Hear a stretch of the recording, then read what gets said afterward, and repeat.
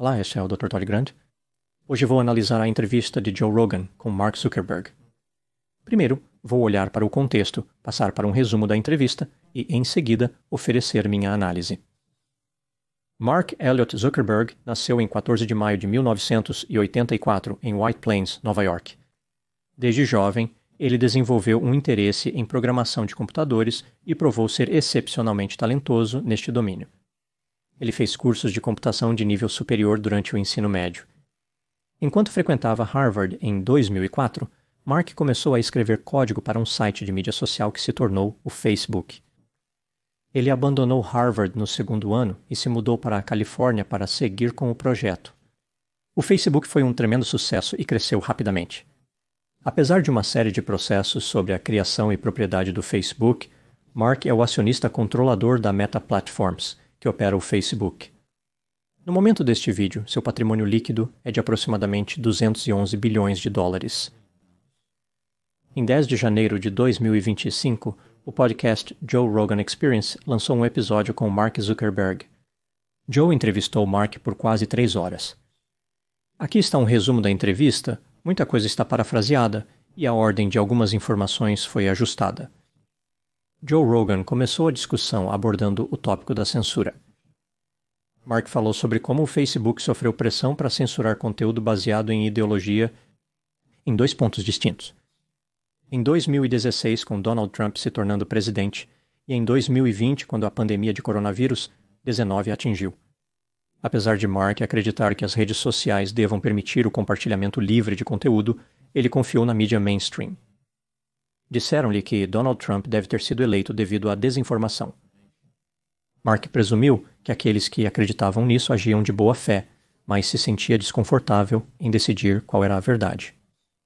O Facebook suprimiu desinformação óbvia por bastante tempo. Por exemplo, afirmações falsas de teóricos da conspiração de que a Terra é plana. Esse tipo de supressão pareceu apropriado. No entanto, censurar conteúdo é um terreno escorregadio. Quando a pandemia de coronavírus-19 atingiu, Mark reconheceu isso como uma crise legítima de saúde pública e foi simpático àqueles que tentavam censurar desinformação. Ele afirmou que a administração Biden pressionou repetidamente o Facebook, o que incluía gritos e o uso de palavrões. Mark fingia que sua corporação bilionária estava sendo intimidada. Por exemplo, quando o Facebook tentou resistir à censura, eles foram investigados por agências governamentais não relacionadas à sua indústria. Essencialmente, o Facebook estava sendo assediado por investigações irrelevantes. Um exemplo de conteúdo que a administração Biden queria suprimir era um meme com Leonardo DiCaprio. Este meme sugeria que a vacina contra a coronavírus teria efeitos negativos à saúde a longo prazo. O desafio que o Facebook enfrentou ao tentar parar a desinformação foi discutido. Mark apoia a adição de contexto à desinformação em vez de bloquear o conteúdo. Ele observou que, ao moderar uma grande quantidade de conteúdo, a precisão é um desafio e pessoas inocentes foram injustamente afetadas. Mark comentou sobre como vários políticos no poder foram derrotados em 2024.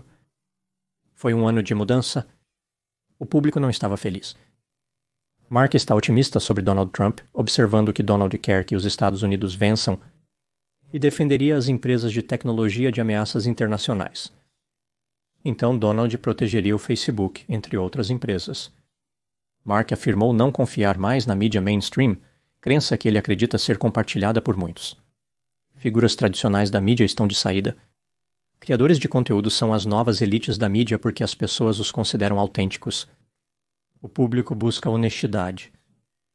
Joe Rogan mencionou que criadores de conteúdo enfrentam desafios ao serem honestos, como ostracismo social e perda de emprego.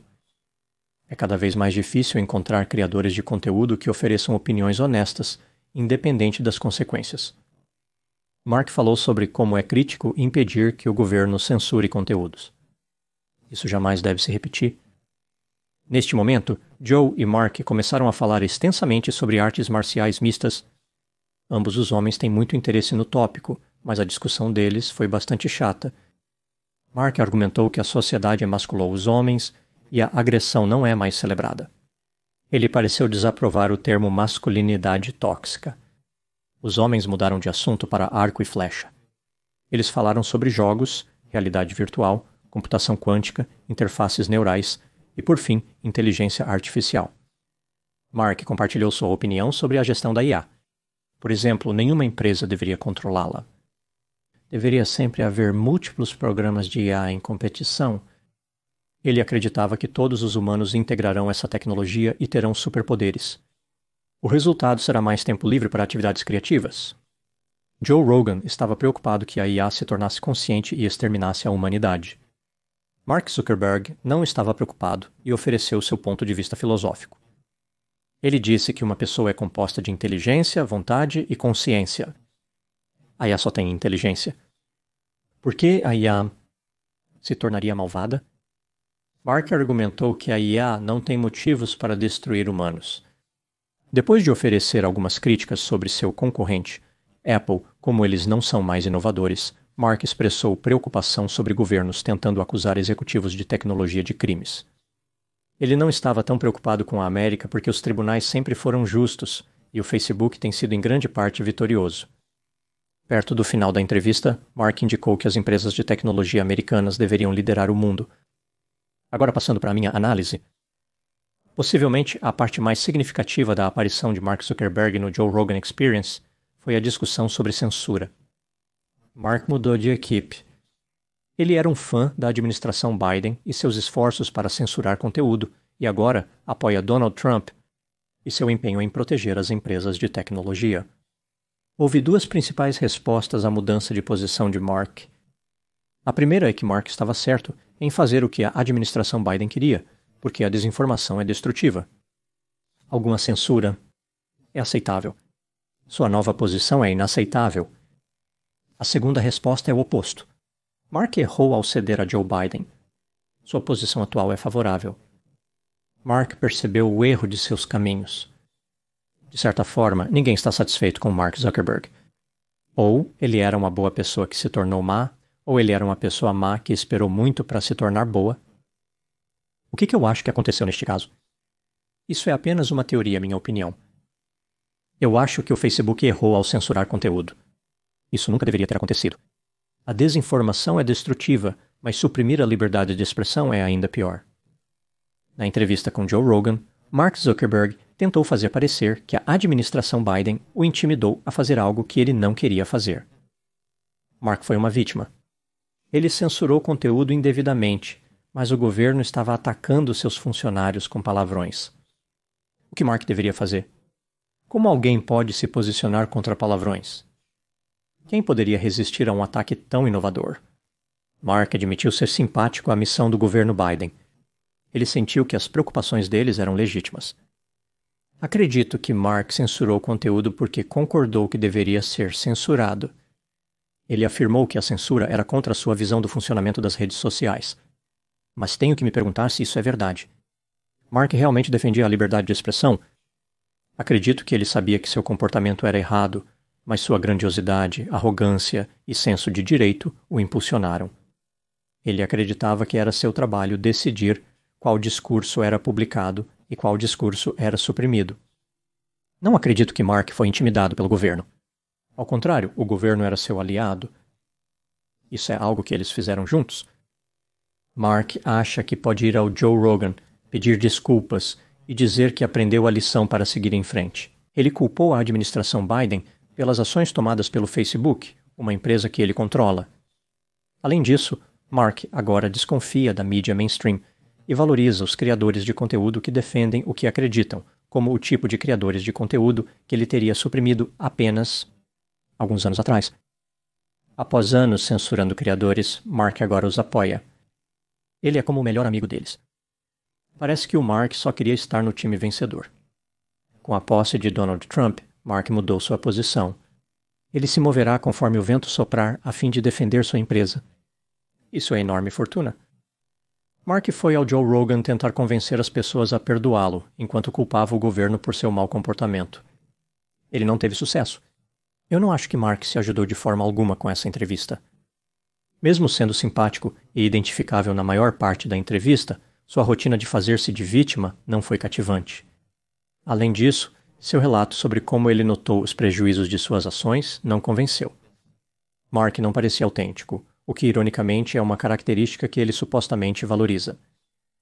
Estou bem com a ideia de uma pessoa mudar de ideia. Uma pessoa certamente pode ter uma posição no passado e uma nova posição no presente. Pensamento flexível é uma qualidade positiva. Meu problema com Mark é que sua mudança de posição não foi baseada em flexibilidade. Ele simplesmente quer jogar para o time vencedor. Algum dia haverá outra mudança política. É inevitável. O que Mark fará então? Imagino que ele terá outro epifania. Mark fingiu buscar seus próprios valores. Ele não se entende. Esses valores estão faltando. Eles estão lá fora em algum lugar, mas ele pode encontrá-los. Na verdade, o que ele precisa achar é a sua espinha dorsal. Esse é o elemento que falta. Em sua missão de ser um herói para os americanos, Mark conseguiu alienar liberais e conservadores. Quanto à realidade virtual, integração de tecnologia e IA mencionadas na entrevista, não acho que Mark tenha adicionado valor real nesses tópicos. Ele pareceu apreciar que avanços tecnológicos podem levar a novos problemas, mas não compreendeu o real impacto dessas mudanças no cotidiano das pessoas. A principal missão de Mark era promover a si e sua empresa. Agora, passando para minhas considerações finais. Um tema da entrevista de Mark Zuckerberg é como as pessoas dependem muito das decisões tomadas pelas elites. Pessoas como Mark controlam que informações são distribuídas para o mundo. Eles têm uma quantidade tremenda de poder. Discutiu-se que os criadores de conteúdo são a nova elite. As pessoas agora confiam mais neles do que nas figuras da mídia mainstream. Isso é ótimo, mas o que impedirá os criadores de conteúdo de censurar da mesma forma? Como eles resistirão à pressão governamental se o Facebook não resistiu ou não pôde resistir? Além disso, criadores de conteúdo que oferecem opiniões sinceras são frequentemente assediados pela cultura do cancelamento e outros críticos exagerados. Sempre haverá pressão sobre as pessoas que controlam o fluxo de informações. Para resistir a essa pressão, os criadores de conteúdo precisam ter integridade. Acho curioso que essa palavra não tenha sido usada nenhuma vez durante a entrevista com Mark Zuckerberg. Talvez estivesse escondida no mesmo lugar, como a sua espinha dorsal. Essas são as minhas opiniões sobre a entrevista de Joe Rogan com Mark Zuckerberg. Muito obrigado por assistir. Falo com você em breve. Há muitos anos, em outra vida, eu tinha uma empresa de caminhões. Na maioria das vezes, meus caminhões transportavam reboques de piso móvel. São reboques de topo aberto com sistema de piso móvel hidráulico para descarregar material a granel. Meus caminhões transportavam principalmente resíduos de demolição de estações de transferência na Pensilvânia para aterros em Maryland. Então, o tipo de material que era transportado incluiria tijolos, madeira de 2x4, contraplacado, vergalhões, gesso, isolamento, blocos de concreto, telhas de asfalto, todos os materiais que compõem um edifício. Minha empresa ocasionalmente transportava outros materiais, como recicláveis, cobertura morta e, por um breve período, esgoto tratado usando tanques. Foi divertido, especialmente o cheiro. Um dos caminhões que eu possuía era um Kenworth Bub 900, de 1978. Ele tinha um motor diesel Big Cam 1 Cummins e uma transmissão Eaton Fuller de 10 velocidades não sincronizada. Eles não fabricaram o Big Cam 1 há mais de 40 anos, se não me engano, mas era um ótimo motor. A transmissão também era muito boa, não tive problemas com isso. Era uma bicicleta de 10 velocidades, tinha uma faixa baixa e uma alta. Então você mudaria de 1 para 5, viraria a alavanca para a faixa alta, da faixa baixa para a alta, então mudaria de 5 para 10. Então você reutilizaria as posições de mudança. Na verdade, era bastante conveniente e uma grande melhoria em relação a outros designs que estavam disponíveis anos antes. Um atributo interessante dessas transmissões é como até a marcha ré é dividida. Então não apenas as marchas para frente, mas também a ré. Havia uma marcha ré de baixa velocidade, usada na maior parte do tempo, e uma de alta velocidade. Na alta velocidade, a marcha ré movia o caminhão muito rapidamente, mesmo sem adicionar combustível. Como apenas soltar a embreagem em marcha lenta, o caminhão dispararia em marcha ré. Às vezes as rodas giravam. Obviamente, isso só seria feito sem um reboque engatado. Era impossível dar marcha a ré em alta velocidade com o reboque. Ele simplesmente iria para o lado imediatamente. Mas quando não havia reboque na quinta roda do trator, você poderia usá-lo, especialmente se tivesse muito espaço. Eu dizia com frequência aos motoristas para não usá-lo.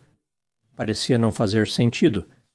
A faixa baixa era aceitável e é preciso ter cuidado ao dar ré. Infelizmente, nem todos os motoristas atentariam ao aviso. Era tentador para alguns deles ver o que aconteceria se usassem a ré na faixa alta. Acho que se pode dizer que sempre foi difícil explicar a finalidade dessa marcha ou o fenômeno de ir para trás tão rapidamente. Mas agora, quando isso realmente não importa, eu tenho algo para comparar, ou seja, a maneira como Mark Zuckerberg recuou no Joe Rogan. Ele foi para trás com uma velocidade tão alta que fez meu antigo Kenworth parecer que estava parado.